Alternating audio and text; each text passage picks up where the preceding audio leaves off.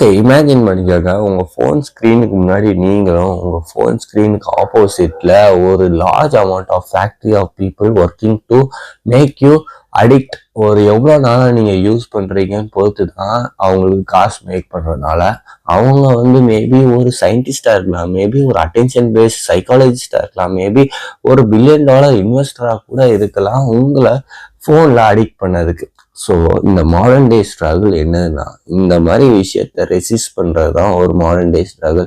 ஏன்னா நம்ம வந்து நிறைய விஷயங்களை ரெசிஸ்ட் பண்ணியிருக்கோம். லைக் ஒரு ட்ரக்ஸாக இருக்கட்டும், எனிதிங். நம்ம ஒரு ஹார்ட் ஒர்க்கிங்கான பீப்புள், ஒரு குட் பீப்புள், சம்திங் நம்ம லைஃப்பில் இந்த டெக்னாலஜி ஒரு நல்ல விஷயத்துக்கு தான் நம்ம வந்து பர்பஸ்ஃபுல்லாக எடுத்தோம். பட் சம்திங் இது இன்னசென்ட்டாக நம்மளுக்கு தெரியுது. ஒரு சோஷியல் மீடியாவோ, ஒரு வெப்சைட்டோ, ஒரு ஆப்போ, ஒரு இன்னசென்ட்டாக தான் தெரியுது. பட் அவங்க எல்லாமே மேக் பண்றது ஒரு $1 பில்லியன் மேக் பண்ணி தான் அது வருது. அது மேக் யூ டு அடிக்ட் தான்.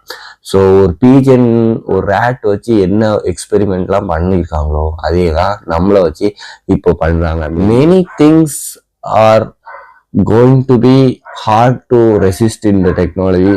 நம்ம வந்து தனியாக தான் நிற்கிறோம், ஆனால் நம்மளை ஹெல்ப் பண்ணுறதுக்கு யாருமே கிடையாது. அதான் மாடர்ன் டே ஸ்ட்ரகிள் வந்து இந்த டெக்னாலஜிலாம் எப்படி நம்ம ரெசிஸ்ட் பண்ணுறோம் தான்.